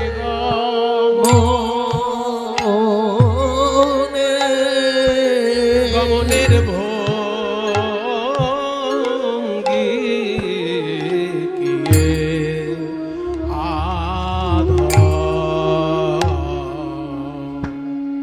আধো আধো পদ এগুলো আসল রূপ কীর্তনের। সেই জন্য বলছি সোনার সঙ্গে গৌরের তুলনা করতে যাস না। 5খানা কারণ দেখালাম যে সোনার সঙ্গে কেন গৌর সোনার তুলনা হয় না। বলে ঠিক আছে, তাহলে আর একখানা মাত্র তুলনা করি, সোনা তো বাতিল হয়েই গেল। আজকে বেশি তুলনা করব না, ভেবেছিলাম অনেক তুলনা করব, কিন্তু এই একখানা তুলনা করতে গিয়ে এত ঠকলাম যে আর বেশি তুলনা করব না। সোনার সঙ্গে তুলনা করতে গিয়ে দেখলাম তুলনা মিলল না, তাহলে আরেকটা মাত্র তুলনা করব। সেটা যদি না মেলে তাহলে আমি মেনে নিলাম, মেনে নেব যে গৌড়ের সঙ্গে কারোর তুলনা হয় না। বলে তাহলে দ্বিতীয় বিষয়টা কি বল? সোনা বাতিল, সোনার সঙ্গে আর তুলনা হবে না, 5খানা কারণ আছে। তাহলে আর একটা কি তুলনা করবি? বলে আর একটা তুলনীয় বিষয় হলো আকাশের চাঁদ। চাঁদ উদয় হলে পরে যেমন জগতে স্নিগ্ধ আলো বিকিরণ করে, ঠান্ডা আলো, স্নিগ্ধ যে আলোটা, সেই আলোটা খুব ঠান্ডা, স্নিগ্ধ আলো যেমন বিকিরণ বিতরণ করে চাঁদ, তাহলে গৌরাঙ্গ আমার জ্ঞানের আলো বিতরণ করছেন, প্রেমের স্নিগ্ধ আলো বিতরণ করছেন, অন্ধকার অজ্ঞান অন্ধকার দূর করছেন। তাহলে গৌরাঙ্গ মহাপ্রভুর সঙ্গে চাঁদের তুলনা করা যেতে পারে? যেই বলেছে চাঁদ, তখন বিষ্ণুপ্রিয়া দেবী বলছে তাও হবে না। সোনার সঙ্গে যেমন তুলনা হলো না, তেমনি চাঁদের সঙ্গেও তুলনা হবে না। কেন জানিস? চাঁদে কলঙ্ক আছে। চাঁদের গায়ে ছোপ ছোপ ছোপ ছোপ দাগ আছে, ওই জন্য চাঁদ হলো কলঙ্কিত। আর আমার গৌরাঙ্গের গায়েও দাগ আছে, তবে সেটা তিলকের দাগ। তিলকের দাগ পড়ে গৌরাঙ্গ হয়ে গেল অলঙ্কৃত। তাহলে চাঁদে দাগ পড়ে চাঁদ হয় কলঙ্কিত, আর গৌরাঙ্গের বদন চাঁদে তিলকের দাগ পড়ে বদন চাঁদ হয় অলঙ্কৃত। তাহলে কোন চাঁদ শ্রেষ্ঠ? আরে কি ছাড়ো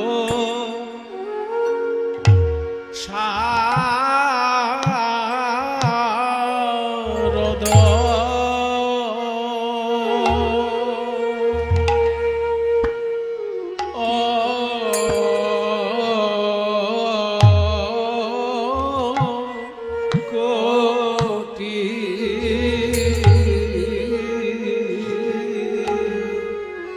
কোটি কোটি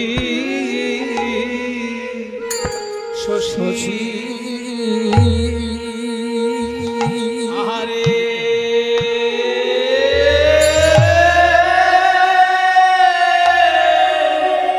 কি ছাড়ো শারদ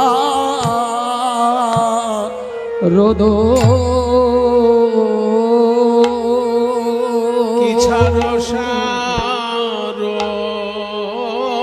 কোটি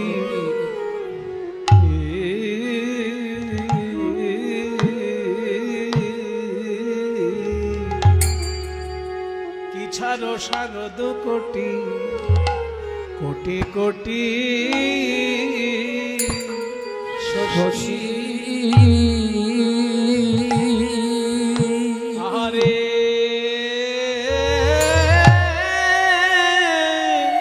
কি ছাড়ো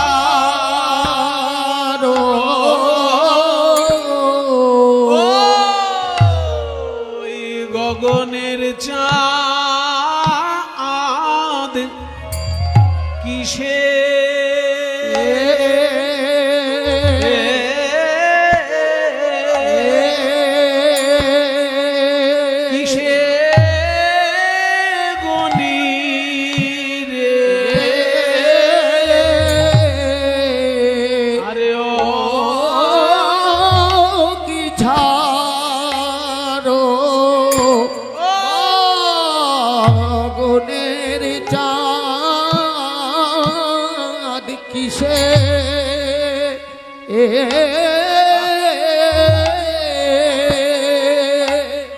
কিসে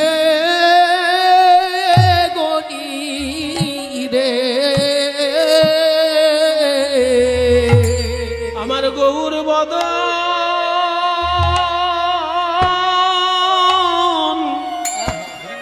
বদন চাঁদের আগে গগনের চাঁদ কিসে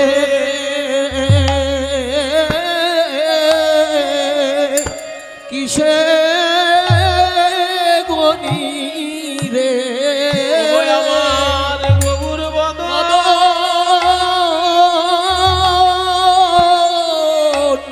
চাঁদের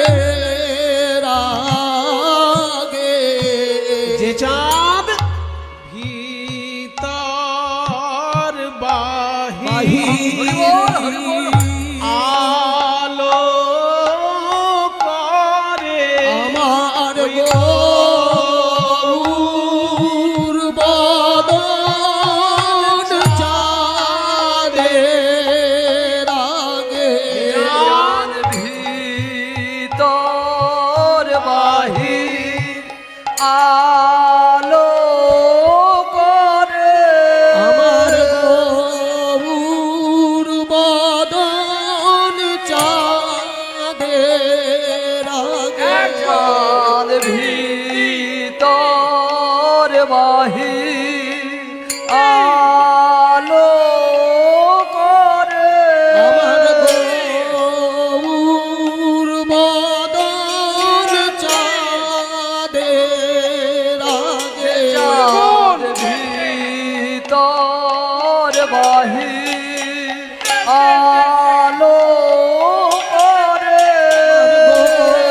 গৌর বদন চাঁদের আগে চাঁদ ভিতর বাহির আলো করে গৌর বদন চাঁদের আগে চাঁদ ভিতর বাহির আলো করে গৌর বদন চাঁদের আগে চাঁদ ভিতর বাহির আলো করে ওই গৌর বদন চাঁদের আমার শ্রীকো চাঁদ ভালো করে লক্ষ্য রাখবেন। বাহির ওনার ঝাঁয়ের সঙ্গে আমার মেল হবে না। করে ভালো করে দেখবেন ওনার ঝাঁয়ের সঙ্গে আমার এই যে কোলের চাচি মেল হবে না। ও যেদিকে যাবে আমি বিপরীতে যাব।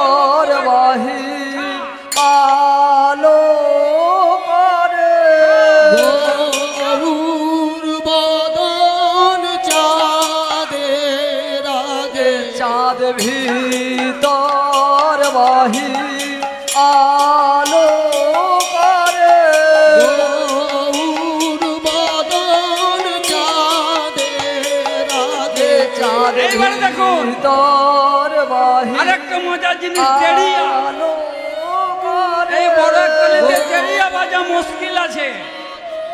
অনেকজনকে ধরবেন দেখবেন মজা। চাঁদ ভিতর বাহির আলো করে গৌর বদন চাঁদের আগে চাঁদ ভিতর বাহির আলো করে গৌর বদন এবারে বাজ না। চাঁদের আগে ভিতর বাহির আলো করে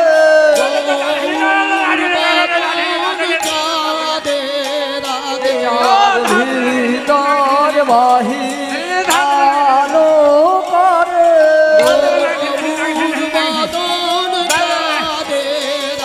চাঁদ ভিতর বাহির আলো করে যে চাঁদ ভিতর বাহির আলো করে গৌর বদন চাঁদের আগে চাঁদ ভিতর বাহির আলো করে ভিতর বাহির আলো করে গৌর বদন চাঁদের আগে ভিতর বাহির আলো করে গৌর বদন চাঁদের আগে ভিতর বাহির আলো করে গৌর বদন চাঁদের আগে ওই ভিতর বাহির আলো করে ওই গৌর বদন চাঁদের আগে ভিতর বাহির আলো ওই গৌর বদন চাঁদের আগে ভিতর বাহির আলো করে গৌর বদন চাঁদের আগে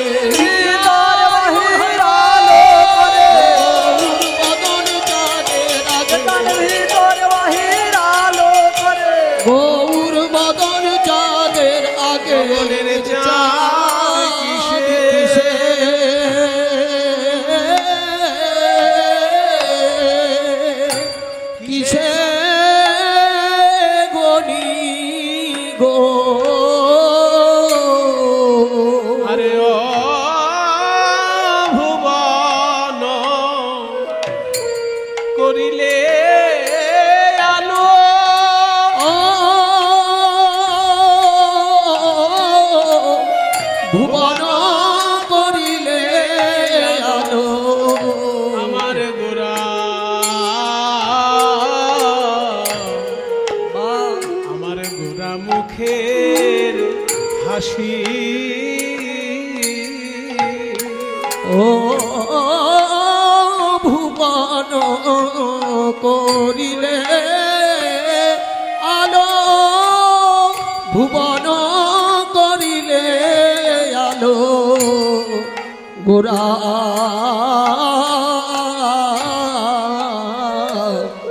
গোরা মুখের হাসি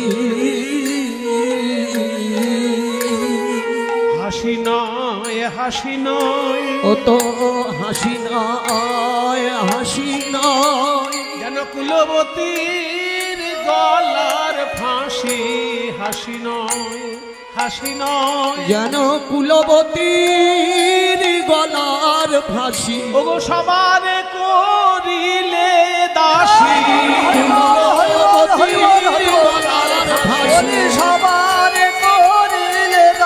কুলবতীর গলার ফাঁসি সবারে করিলে ওই কুলবতীর গলার ফাঁসি সবারে করিলে দাসী কুলবতীর গলার ফাঁসি সবারে করিলে দাসী কুলবতীর গলার ফাঁসি হাসি নয় হাসি নয় ভুবন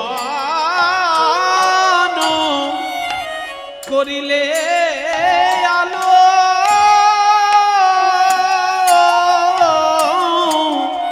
ভুবন করিলে আলো আমার গোরা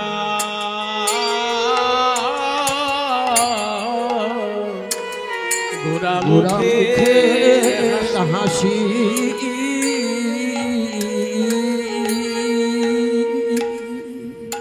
সোনার সঙ্গে তুলনা করতে গিয়ে দেখলাম 5খানা কারণ বেরিয়ে গেল, তুলনা হলো না। এবার চাঁদের সঙ্গে তুলনা করতে গিয়ে দেখছি ওরে বাবা, আকাশের চাঁদ কলঙ্কিত আর আমার গৌর মদন চাঁদ অলঙ্কৃত, তাই এর সঙ্গেও তো তুলনা হয় না। আকাশের চাঁদ বাইরে আলো দেয়, মানুষের মনের ভিতর অজ্ঞান অন্ধকার থাকলে সেখানে আলো দিতে পারে না, কিন্তু আমার গৌর চাঁদ মানুষের মনের ভিতরের অজ্ঞান অন্ধকার দূর করে।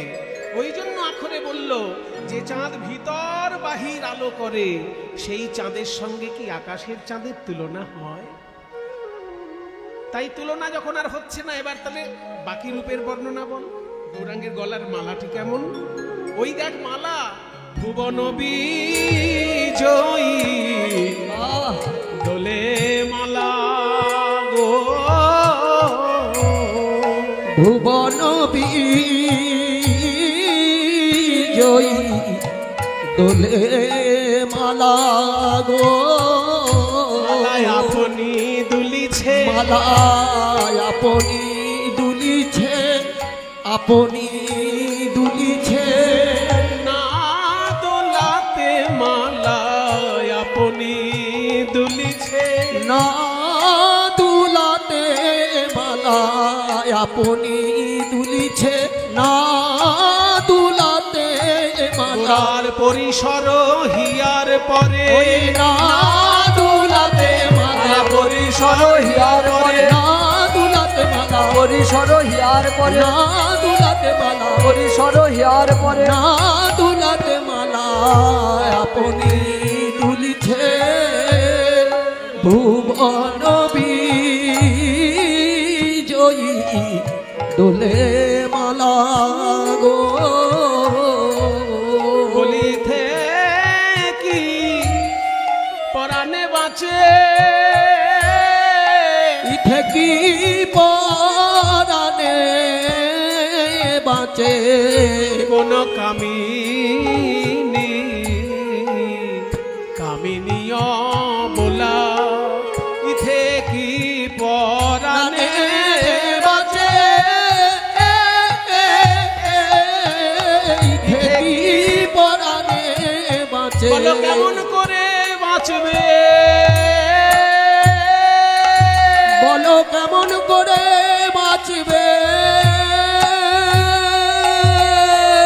এই নদিয়া নাগরিক বল কেমন করে বাঁচবে, এই নদিয়ানা গরিগণ কেমন করে বাঁচবে নদিয়ানা গরিগণ কেমন করে বাঁচবে নদিয়ানা গরিগণ নদিয়ায় ভুবন মোহন গৌরী এলো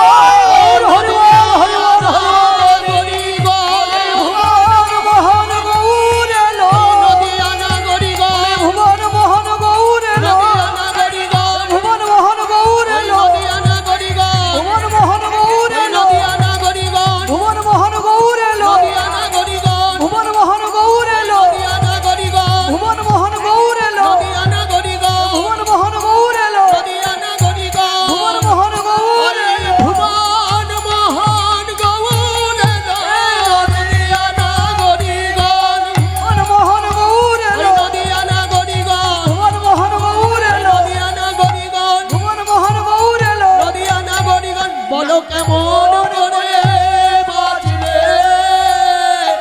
ইথে কি পরাণে বাঁচে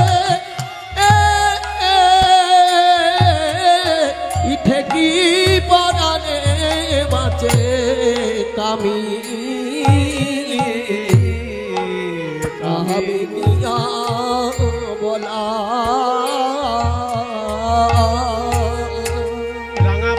প্রীত পটবাস জীবন গহেনবাসী কুলবাস।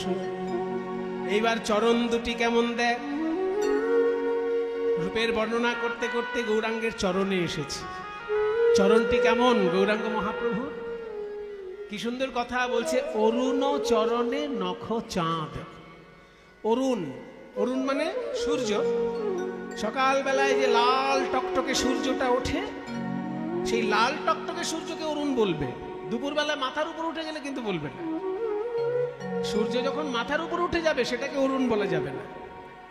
সূর্য যখন পূর্ব দিকে লাল টকটকে, ওই রূপটাকে বলা হয় অরুণ। তাই লাল টকটকে যেমন সূর্যের রং, সেই রকম গৌর সুন্দরের চরণের তলা। তাই বলছে চরণের তলটা যেন লাল টকটকে সূর্য, অরুণ চরণ। আর চরণের উপরে কি আছে? নখ, নখরাজি। দেখে মনে হচ্ছে যেন এক একটা চাঁদ বসানো আছে। তাই পায়ের নিচে সূর্য, পায়ের উপরে চাঁদ। চাঁদ আর সূর্য একসঙ্গে উদয় হয়েছে চরণ তলে। চাঁদ আর সূর্য যদি একসঙ্গে উদয় হয়, জ্যোতিষীরা বলেন খুব মঙ্গলময় একটা যোগ। এই যোগের নাম হলো পুষ্পবন্ত যোগ।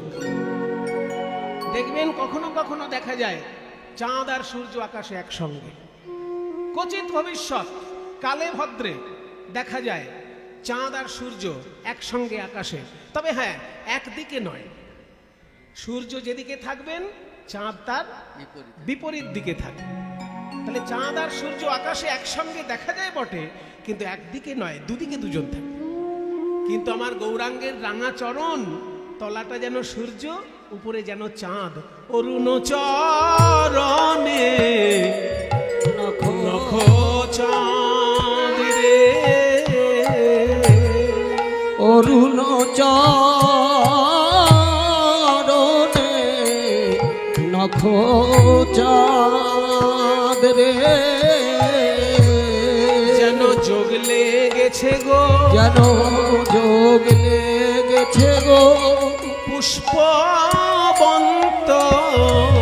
যোগ লেগেছে গো, পুষ্পবন্ত যোগ লেগেছে গো।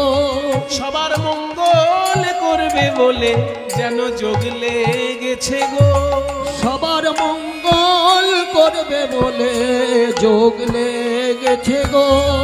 গোরার চরণে অরুণ চরণে নখ চাঁদ রে, আহা পামরি গোবিন্দ দাসে,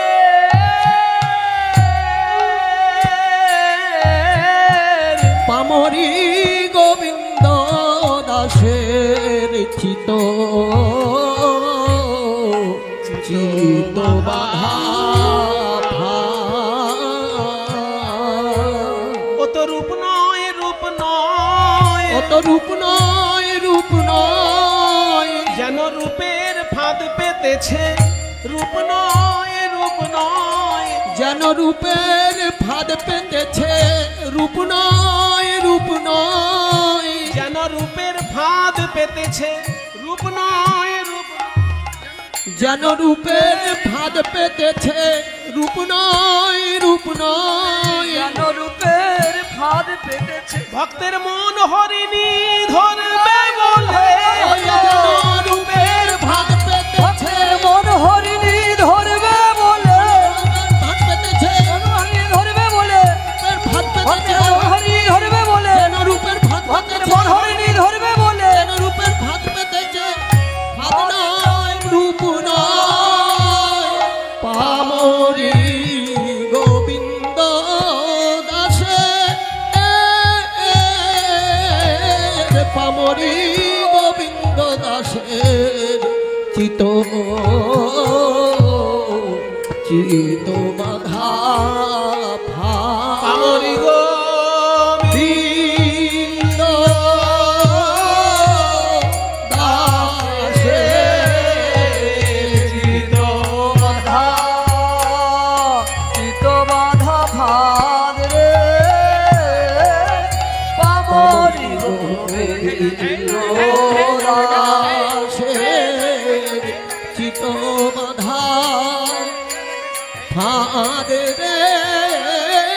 পামরি গোবিন্দ দাসের চিত বাধা ফাঁদ রে,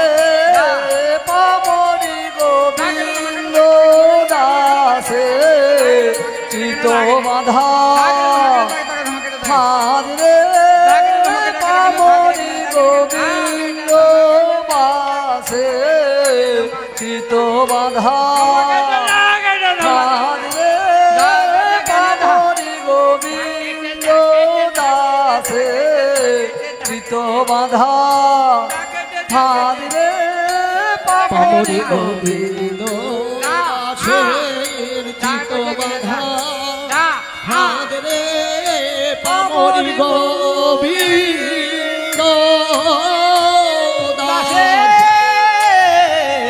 চিত বাধা ফাঁদ রে, পামরি গোবিন্দ দাসের চিত বাধা ফাঁদ রে, পামরি গোবিন্দ দাসে চিত বাধা ফাঁদ রে, চিত বাধা ফাঁদ রে, পামরি গোবিন্দ দাসে চিত বাধা ফাঁদ রে, পামরি গোবিন্দ দাসে চিত বাধা ফাঁদ রে, পামরি গোবিন্দ দাসের চিত বাধা ফাঁদ রে, পামরি গোবিন্দ দাসের চিত বাধা ফাঁদ রে, পামরি গোবিন্দ দাসের চিত বাধা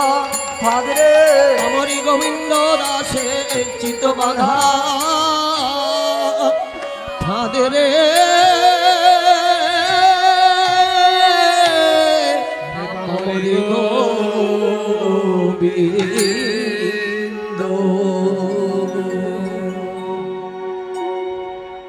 তাহলে মহাপ্রভুর রূপের বর্ণনা চরণে এসে সম্পূর্ণ হলো। বৃন্দাবনেও আমরা দেখব প্রাণ গোবিন্দের চরণ প্রান্ত থেকে রূপের বর্ণনা। চলুন আমরা আমাদের মনটাকে একটু বৃন্দাবনে নিয়ে যাই। এতক্ষণ বৈষ্ণব পদাবলী আশ্রয় করে মহাপ্রভুর রূপের বর্ণনা শুনলাম আমরা। এবার হিন্দি ভাষায় মীরাবাই কেমন করে শ্রীকৃষ্ণের রূপের বর্ণনা দিচ্ছেন সেটা আমরা একটু শুনি। মীরাবাইয়ের ভাষায় শ্রীকৃষ্ণের রূপ। রে মনা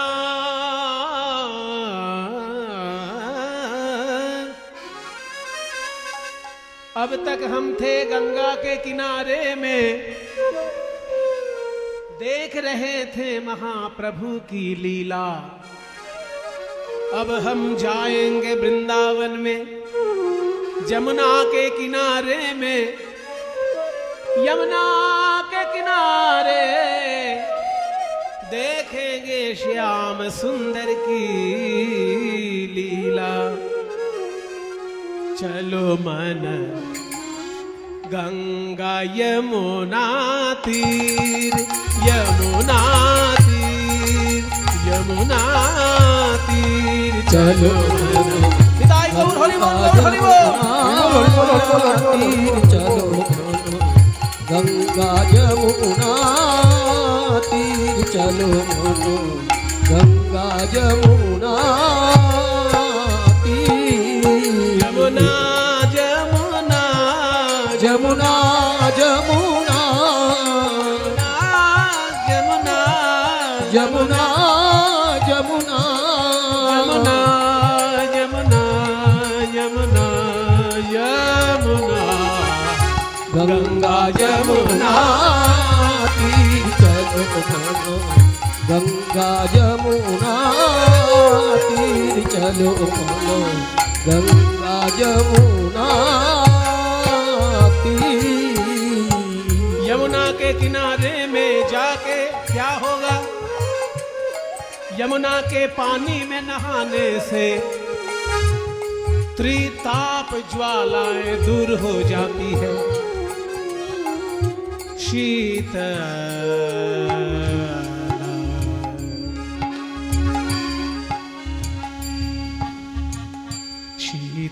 होत शरीर चलो गंगा यमुना तीर चलो गंगा यमुना तीर चलो गंगा यमुना तीर।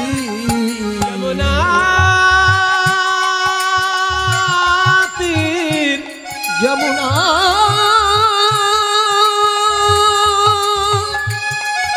यमुना तीर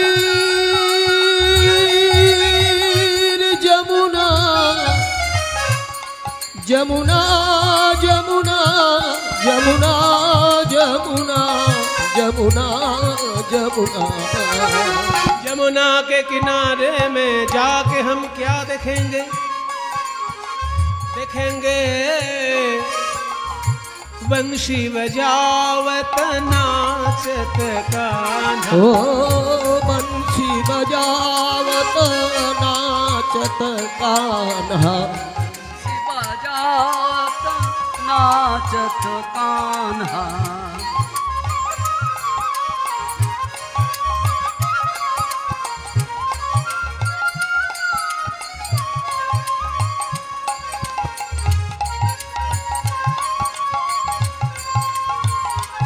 ओ बंशी बजावत नाचत कान्हा। ओ बंशी बजावत नाचत कान्हा।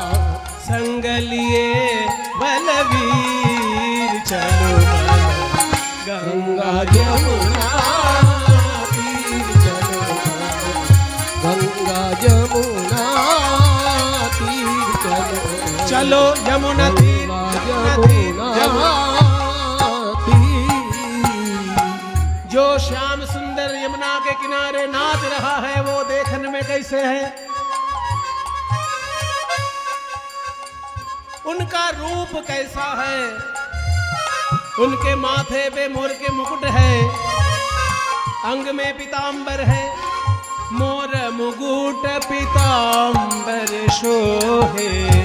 मोर मुकुट पीतांबर शोभे मोर मुकुट पीतांबर शोभे।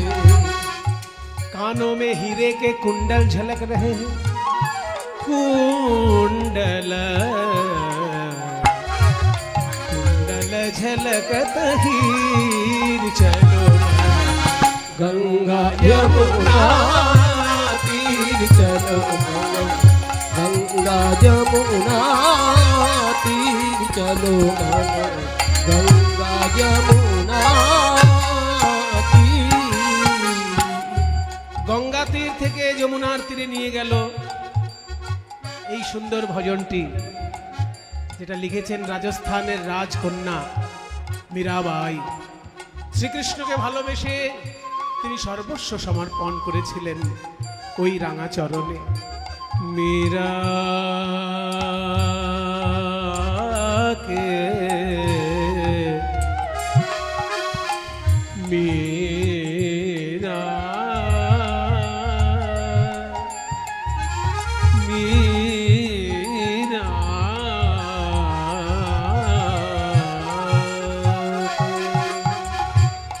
मीरा के प्रभु गिरधर नागर, मीरा के प्रभु गिरधर मीरा के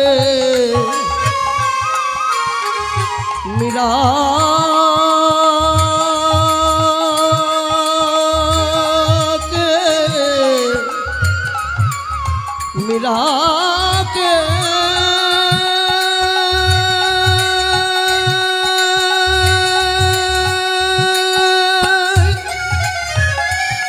मीरा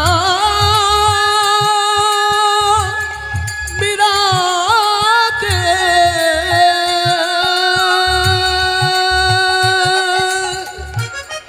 मीरा मीरा मीरा मीरा मीरा ओ मीरा के प्रभु गिरिधर नागर, गिरिधर नागर, गिरिधर नागर, गिरिधर नागर, गिरिधर नागर। मीरा के प्रभु गिरधर नागर, चरण कमल, चरण कमल, चरण कमल पर शीर चलो मन गंगा यमुना तीर चलो मन, गंगा यमुना तीर चलो मन। चलो यमुना तीर, यमुना तीर, यमुना तीर, यमुना तीर, यमुना यमुना तीर, यमुना तीर, यमुना